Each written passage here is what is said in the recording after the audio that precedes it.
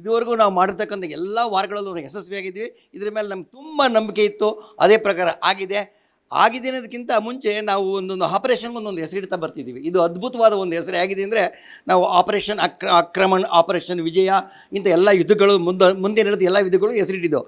ಈ ಒಂದು ಹೆಸರು ಎಷ್ಟು ಅದ್ಭುತವಾಗಿದೆ ಅಂದರೆ ನಮ್ಮ ಇವರು ಆಪರೇಷನ್ ನಮ್ಮ ಏರ್ಫೋರ್ಸ್ನವರು ಅಥವಾ ಆರ್ಮಿಯವರು ಮೋದಿಯವರೇ ಇಟ್ಟಿದ್ದು ಅಂತ ಹೇಳ್ತಿದ್ದಾರೆ.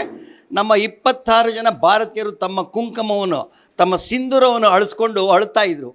ಅದಕ್ಕೆ ಪ್ರತೀಕಾರವಾಗಿ ಅದೇ ಹೆಸರಿನಲ್ಲಿ ಆಪರೇಷನ್ ಸಿಂಧೂರ್ ಅಂತ ಹೆಸರಿಟ್ಟು ಯಾವ ರೀತಿ ಅಟ್ಯಾಕ್ ಮಾಡಿದ್ದಾರೆ ಅಂದರೆ, ಇಲ್ಲಿ ನಾವೆಲ್ಲ ತಯಾರಿ ಮಾಡ್ಕೊತಾ ನಮ್ಮ ಜನಗಳಿಗೆ, ದೇಶದಲ್ಲಿ ಎಲ್ಲರಿಗೂ ಮೋಪ್ ಟ್ರೈನಿಂಗ್ ಕೊಡ್ತೀನಿ ಅಂತ ಅನೌನ್ಸ್ ಮಾಡಿದರು. ಪಾಕಿಸ್ತಾನದವರು ಇವರೆಲ್ಲ ಮೋಪ್ ಟ್ರೈನಿಂಗ್ ಕೊಟ್ಬಿಟ್ಟು ಆಮೇಲೆ ಅಟ್ಯಾಕ್ ಮಾಡ್ತಾರೆ ಅಂತ ತಿಳ್ಕೊಂಡಿದ್ರು.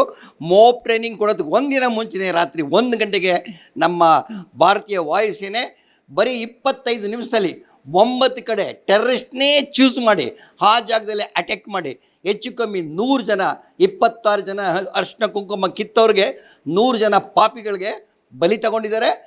ಎಲ್ಲ ರಫೈಲ್ ನಮ್ಮ ಸೈನಿಕರು ಮತ್ತು ರಫೈಲ್ ಫ್ಲೈನ್ಗಳು ಯಾವ ಅಪಾಯ ಇಲ್ಲದೆ ವಾಪಸ್ ಬಂದಿದೆ. ಇದೊಂದು ಅದ್ಭುತ. ವಿಶ್ವದಲ್ಲೇ ಇಂಥ ಒಂದು ಅಟ್ಯಾಕು ಯಾರೂ ಮಾಡಲಿಕ್ಕೆ ಸಾಧ್ಯ ಇಲ್ಲ. ಮೊದಲು ನಾವು ಇಸ್ರೇಲ್ನವರು ದೊಡ್ಡ ದೊಡ್ಡ ಕಂಟ್ರಿ ಮಾಡ್ತಾ ಇದ್ದನ್ನ ಈಗ ನಮ್ಮ ಭಾರತ ಮಾಡಿ ತೋರಿಸಿದೆ.